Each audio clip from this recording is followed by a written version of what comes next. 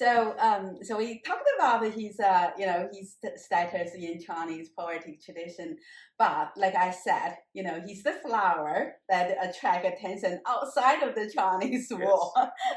So he seems very important in the Japanese poetic tradition and also in the Japanese Buddhist tradition. Yes. So what is Han San's status in both literature in Japanese and also the Buddhist sort of, traditions? What is his status there? Really, I think that the religion and poetry is intertwined in Japanese poetry. Yeah. As we were saying before, that religious poets have a much higher status in Japan than they did in classical China. So what began as Chan Buddhism, which migrated from India to China, was then brought into Japan during the Tang and Song dynasties and became Zen, as we know it today. And Japan, like Vietnam and Korea, used classical Chinese as the language of politics, of trade, and especially in their earlier stages of literary development, literature. Yeah, literature like novels, poetry, exactly. Essays, they were all written in classical Chinese characters. Exactly, that's right. Yeah, and so during this migration of all this knowledge, and the Chan texts would have arrived in Japan and would have facilitated a real to and fro of religious scholars and religious figures from China to Japan and vice versa. Yes. And it's believed that the monk Zhou from Japan was presented with the Han Shan poems in the 11th century. Mm-hmm. And so it's from this that he was introduced into Japanese literary and religious culture. By the Edo period, like Han Shan, he was completely ingrained in Japanese Buddhist art, culture, and the literature as well. So he's, as I said before, he's often depicted holding a scroll, while Shute or Jitoku in Japan holds the broom. The broom. Yes.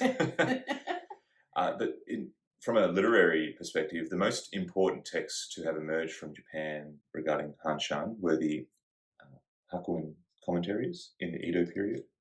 So Hakuin is a 17th century Zen priest, and he was renowned for reviving the Rinzai school of Zen, which had fallen into a little bit of disrepair. Yeah.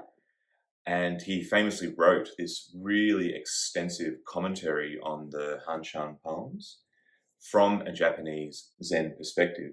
So this would have a great influence on how the Han Shan poems were viewed.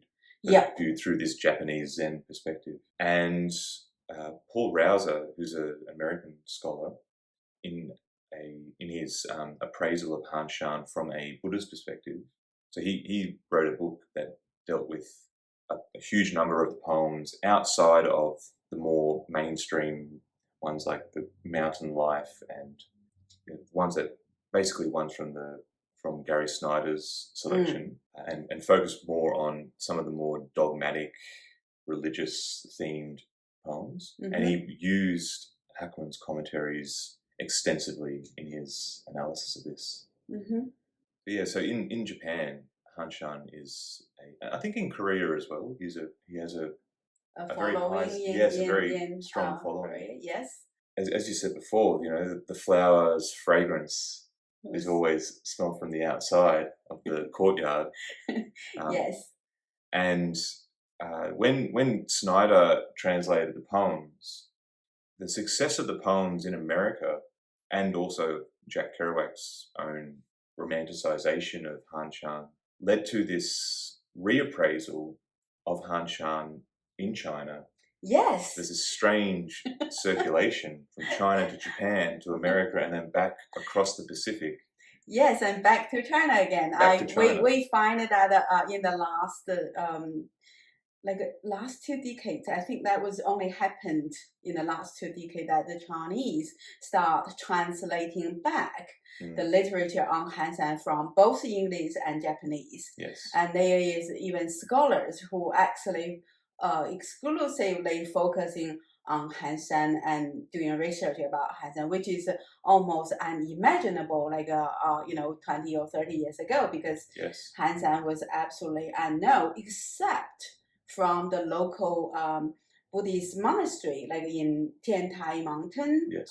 And There's also Suzhou, yes, the Hanshan yes, temple. and they kind of know Han, but in the larger, literary circle, Han is not very well known. No. And it's very interesting.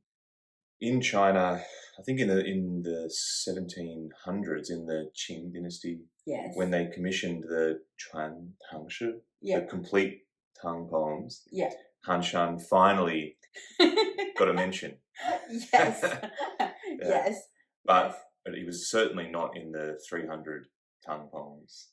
No, that's right. That's right. But in English translation, Cyril Birch's anthology of Chinese poetry, yes, Gary Snyder's translations of Han Shan are right up there, alongside of Li Bai and Du Fu, which would be completely unimaginable in the Chinese canon. Yes, yes, yes. So when you read, I think that in the English translation, poets such as Wang Wei and even other Buddhist poets were not translated at all, and people probably don't even know about them. Like Jiao Ran, have you ever heard of him? I hadn't before we started reading his poems. Exactly, no. Exactly. There's quite a few other poets, especially during the Song Dynasty. Mm-hmm. I mean, in the Tang Dynasty, you do have a few Buddhist monks who were known for their poetry, but in the Song Dynasty, there's lots of them. Mm. Like the great Song Dynasty poet Shu Si, one of his best friend was a Buddhist monk, and they used to exchange poetry with each other, and there's a lot of funny stories about them. By the Shang Dynasty, Buddhist religion had a huge impact already in the scholar officials' psyche, because I think that was the time when the Confucianists was really worried that the Buddhist influence was too strong. But there's a lot of poets and kind of these frustrated officials. Like Shu Si, yes. when he was persecuted and put on exile, he was searching or seeking solace, comfort from the Buddhist teaching. They kind of socialized quite closely. I just want to tell this story. It was really funny. Because Shu Si was practicing Buddhist meditation, and he thinks that he already got the insights of it, and he could control his emotions. And he said, I'm so good that even the the wind from the 8 directions will not move me. So he said read this poem. He sent it to his friend, the monk, and the friend was saying, this is just fart, and I sent it back. And Shu Si was so angry, so he jumped on the boat, crossed the river, went to see the Buddhist monk. And the Buddhist monk was he was laughing at Shu Si, and Shu Si said, what are you laughing at? He said, you said you won't be moved by the wind from all 8 directions. One fart, you're here.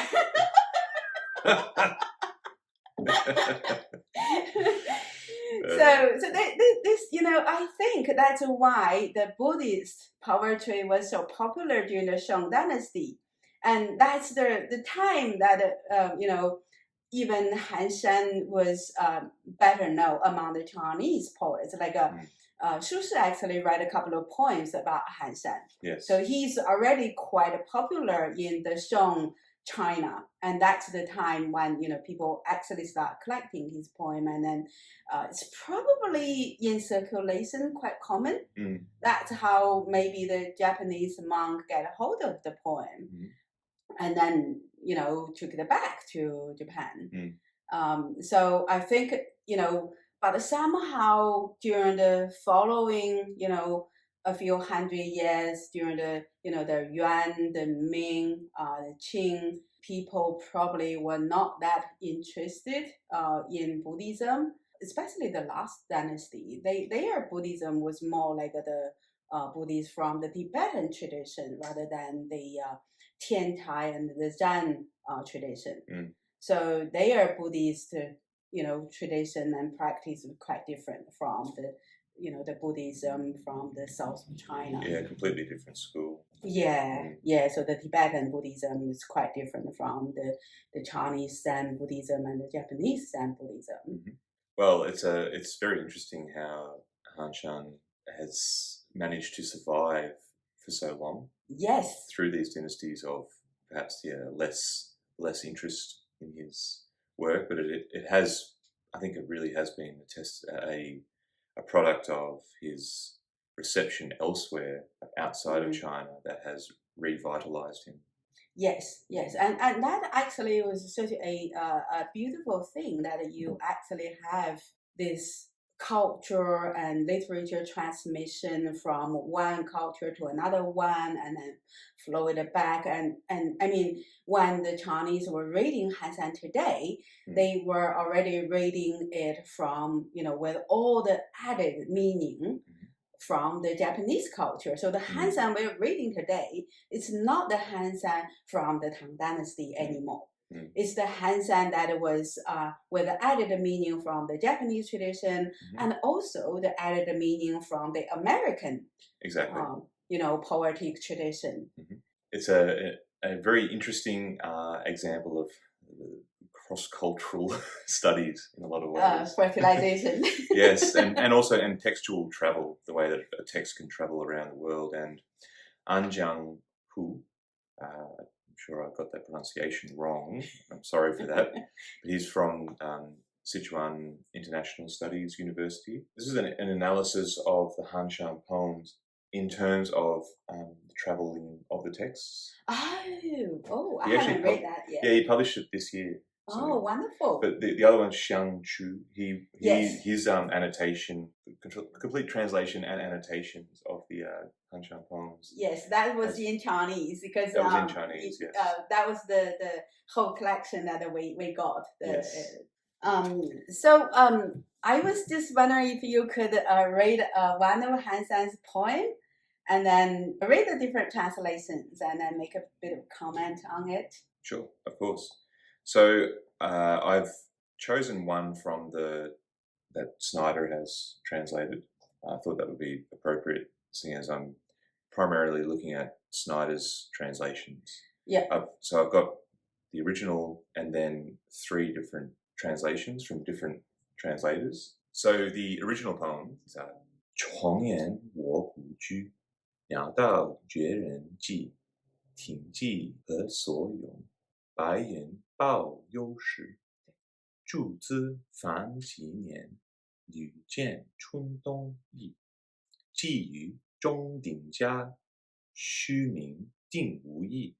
So in Gary Snyder's translation, in a tangle of cliffs I chose a place, bird paths but no trails for men.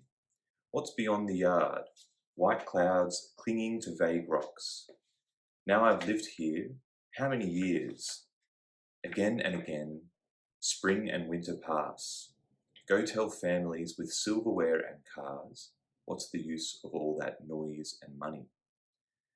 So in this translation, Snyder is using this very colloquial, plain American speech register when translating the Hanshan poems. He believed that because Hanshan was using a more colloquial style, that he should also employ a similarly colloquial American poetic style. One of the criticisms that Chinese critics like Ling Chun, for example, have made about Snyder's translations are that perhaps he brings a little too much of his own experiences of the mountains and his own cultural context into the poems. And perhaps this could be seen through the certain word choices, like the tangle of cliffs conveys a sense of a really harsh and unforgiving terrain, which perhaps is a little bit more associated with the Sierra Nevadas in California than in the Tiantai Mountains. Yes. The most interesting is this Zhongding. Yes. It's a very and each translator has approached it differently. Yes, Zhangding is way of saying the wealthy and powerful family because in imperial China, the foodware you can use for offering sacrifices to your ancestor are strictly regulated. That if you're a king or if you're a prince or if you're official of different ranks, they have this very strict regulation about who can use which side of footwear. The zhong actually refers to the bianzhong, the musical bell that you perform when you're making an offer to your ancestor. So it's not just everyday words. So it's the musical bell that you use in these sacrificial rituals. And ding is the food container that you offer to your ancestor. So 中鼎之家 means the family or the aristocrats family. When they offer sacrifices to their ancestor, they would perform with the musical bell and offering with this bronze cast sort of set of footwear, which you don't use on an everyday dinner. It was only for the ancestors. So 中鼎之家 actually referred to at least is either high rank official or aristocrats. Yes. So how are you going to translate that? How are you going to translate that? Very difficult. So yeah, Snyder has chosen silverware and cars. I think that once again, he's bringing a lot of his own cultural context into this particular translation. And it's very much a message to 1950s consumer-obsessed America. This was probably the 1950s, the baby boomers. Yes. Whereas there's a huge amount of manufacturing in America, and the American consumer really emerges as a dominant force in the culture, where it's all about that stereotypical nuclear family with all of your accessories, your new fridge and washing machine and all these things that you need to buy. Homes. Yeah, the Tupperware parties and all these. Yes, the car. Exactly. Of course, the car, the American-made car, essential. So yeah, this is Snyder's translation. Red Pine, who translated a lot later, was another person very interested in in Zen Buddhism, as Snyder was, and he also, I think, was a real admirer of Snyder's style. Yes. Of translation, because his own follows very closely Snyder's translation. Towering cliffs were the home I chose, bird trails beyond human tracks. What does my yard contain? White clouds clinging to dark rocks. Every year I've lived here, I've seen the seasons change. All you owners of tripods and bells, what good are empty names? At least here he has tried to capture a little the meaning of Zhongding, but yes, once again, you can't really capture the meaning without an extensive footnote, which he has provided in his defense. yes.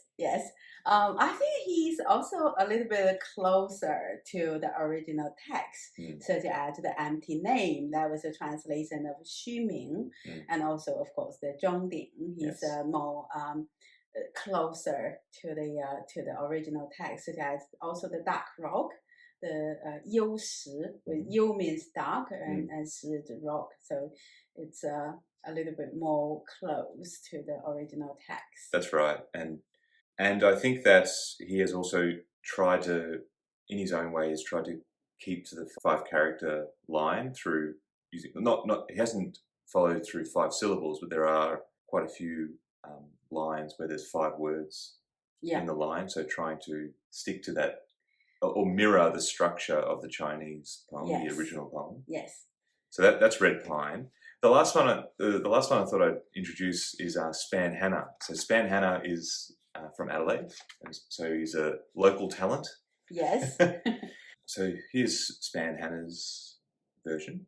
So live on a crag among crags. The oracle said to me, a path for birds, no human trace to see. All that I own is what's outside my hall, gloomy rocks hugged by a cloudy pall. All these many years, here I remain, over and over seeing winter turn to spring. My words among illustrious households ring, an empty name means no one stands to gain. So Span Hanna has arrived at the Cold Mountain poems from a completely different direction. He's hasn't arrived with that the weight of that pound style translation that's so prevalent in America. Mm-hmm. So he's really tried to move away from the free verse that, say, Snyder and Red Pine have used in their translations. Yeah. And he's trying to reinsert here the original's insistence, or the original's rhyme sequence. Every even line is in the regulated poetry, as you know, is usually rhymed. Yeah. It can be sometimes difficult to tell in the modern context because the tongue pronunciation is different to modern Mandarin. Yes. But in certain poems, it is intact, the rhyme sequence. Yeah. If Hannah is trying to follow the original rhyme pattern, like he's making mistakes because, you know, it's like AABB, AABB. Mm. But he stated in his introduction that he wished to capture the song spirit of Han Shan, which is why he has created a translation that has a song-like rhythm in English. Yes. And so, as he said in his introduction, a literal translation rarely, if ever, preserves the voice of the original poet. Yes. And I think I really agree with that. Yeah. So he's trying to explore that tension between attempting to preserve the musicality of the original without creating a transliteration that just doesn't sound good in English. Yes. And this is a real tension. I think he did a wonderful job in translating this because he also get the imageries exactly right. And I also feel that the intimacy, because he's got this kind of, the subject there, because in Hansen's poem, this is quite interesting because it's not common in classical Chinese poetry to have I in the text. And in Hansen, it's quite common. He always have his I in there, like 重言我, 普句我 is I. Yes. And that's really quite a remarkable thing. And he completely get that because he was these are all first person experience. So it's my courtyard, I was living in this area, and he's also making this kind of comment on other people from the subject's perspective. So here's I am living in the mountain, and for all those people with all the riches, all the high social status, they are all just empty name. Yes. But it is for me, from my perspective, they are nothing. Yes. Very good. Yes, I like his translations actually. And what was also interesting was Bu Ju. Yes. So in this one, he actually makes the reference to the idea of the consulting of the I Ching.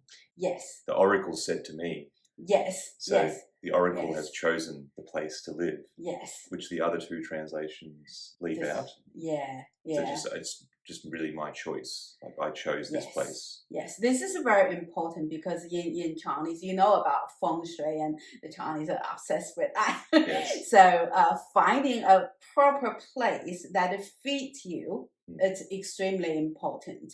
So he's finding a place, using the oracle bones. Bu is, making a prediction with the oracle bones and the book of change. So you kind of, use that to see ask the question whether this is a suitable place for me, particularly. So that's also enhance the connection between the subject or the poet with the place that he is living in. I think that's actually quite significant because one of the things I find when I first moved to Australia, because I was trained as a civil engineer, because I design residential building as part of my past life.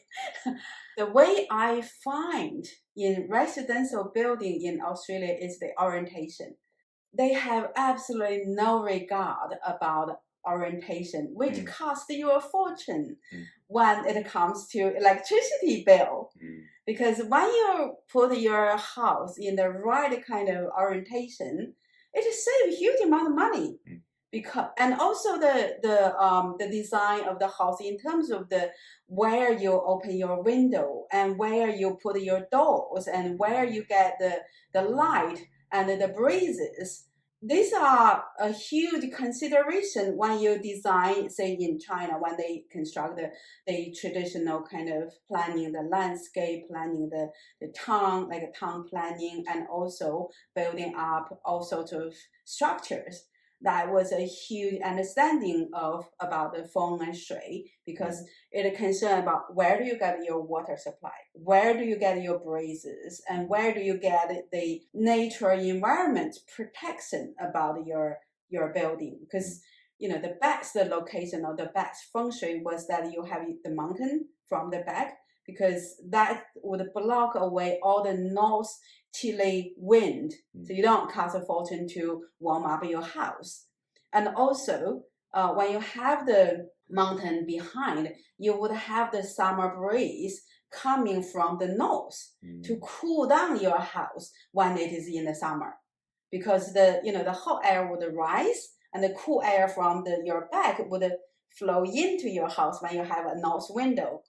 So that actually, the feng shui is not superstition. That's practical. It's just a practical town planning and engineering principle that you find. And energy conserving. Yes. In the modern day, in the modern world. Yes. Yes. Yeah.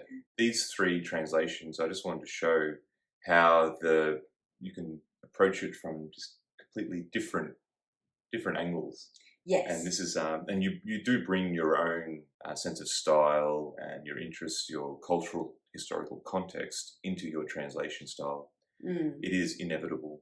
Yes. And Span Hannah, I wanted to include an Australian translator to just show how one's geographical context can really radically change how you approach it. I know he said, because I sent an email to him a little earlier in the year, and he was saying that he first arrived at Hanshan through reading Snyder's translations, and the Dharma Bums, but it wasn't until he went to the Suzhou temple and picked up a copy of the originals when he actually started to read the poems, and he was very critical of Pound as well. He didn't like the fact that Pound didn't even know Chinese and just went for it. Yes. He thought it was not the right approach that a translator should take. A translator should be, well, I mean, it sounds obvious today that you have to read the original language. You have to know the original language, yes. But in that time, it wasn't as obvious, and people got away with it, and it sort of set the standard for many later translators to, like, with regards to Pound, to adopt free verse. Don't make it rhyme, make it sound good in English first, make it a poem in its own right and a translation second, in some senses. Yes, I think this is also the historical context. How many people in the West read original Chinese? Exactly, especially at that time, and even today, there's very few that can read, like, let alone modern Mandarin, but especially the classical Chinese texts. Yes. Can you read your own translation now?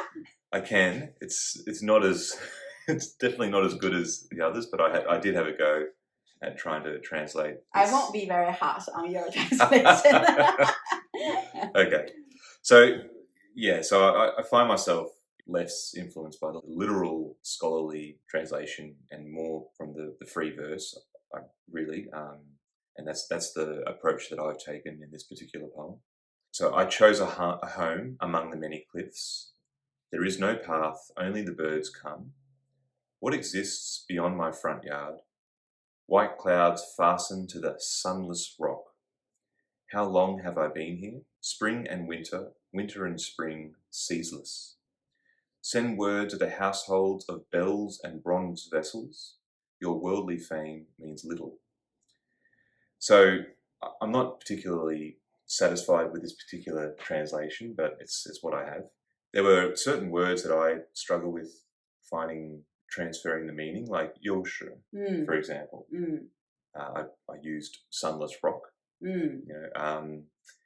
书名, as you said, it's an empty name, but I think I tried to convey that sense of the dissatisfaction of the persona in the poem with material wealth, with trying to gain prestige through having lots of money and titles. And so I tried to transfer the meaning as worldly fame. That was my translation of that. I think that's a very good way of putting it, because in the Buddhist teaching there is this particular emphasis on the detachment from the worldly connections. You basically detach from your family, especially in the Chinese and Japanese context, where the family was the core of almost everyone's existence.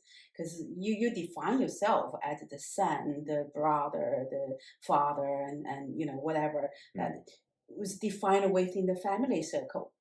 So that was very much this worldly. And if you translate the 虚名 as this worldly fame, that actually get the core teaching of this Buddhist tradition. And I think it's very interesting because when I was trying to translate it, you feel the weight both of the original poem, but also the previous translations. You think like, oh, that sounds good. Oh, someone else already has that. Okay. All right, I need to think of something else. That's because there is that burden of Yes, you want to be a bit more creative and have your own taking of the poem and your own interpretation without drifting too far from the original. And that there is that tension there. Like with Span Hannah, how do you preserve that sense of rhyme, rhythm, that music? I think he's the best. He's trying to preserve this musical quality, which is very, very hard to get. Yes, exactly. And the free verse doesn't do it. It kind of deadens the language in some ways. It does read very nicely in the context of 20th century modern poetry. It reads very nice. But perhaps we are entering a new phase where we want to move away from that style of translation, because the funny thing about translation is, I know Walter Benjamin said this in his essay, The Translator's Task, or The Task of the Translator, that translations need to be continually renewed, that what once was really fresh can become quite cliched after a while and doesn't really capture the spirit as much as it might have at the beginning. Yeah, I think that in the early 20th century, when the Chinese was translating poetry from French, German, and English, there is a lot to debate about how to translate. Do you want it to be accurate? Do you want it to be beautiful? Do you want it to be elegant? There's actually quite a 3-character thing. They call it the 信达雅. So 信 means accurate.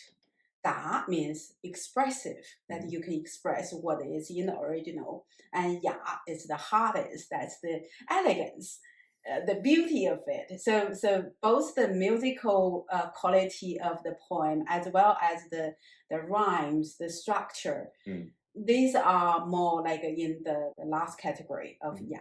That whether you would be able to achieve the original beauty of the poem. That was just, I think that the translator at the time was saying, well, yeah, it's the ideal.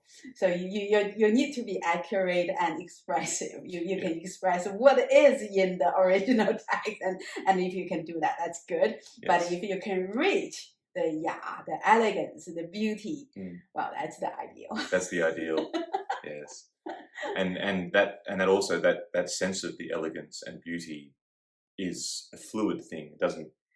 It's always ever changing within your own literary context. Because different styles, different literary styles come in and influence in different ways. And the beauty standard is always changing. Always changing in everything. Yes. Well, Thank you so much for answering all these difficult questions. And I really love the discussion that we kind of get off track from time to Yeah. time. No, I really enjoyed it as well. Yes. Thank you. So I'm quite sure that my audience love you. They would get so much and appreciate your sharing of your experience in both studying and translating Hanshan and all the historical context and culture context that you've been sort of exploring. That's really fun. So if you would like to encourage someone who might be interested in, studying Chinese literature, what would be the 3 words you can tell them? I think read, listen, and immerse. Immerse yourself. It's the best way to do it. That's wonderful. Thank you so much. Thank you, Yan. Thank you. And I'll certainly tell you what is the feedback from my audience. Oh, that sounds great. Thank you.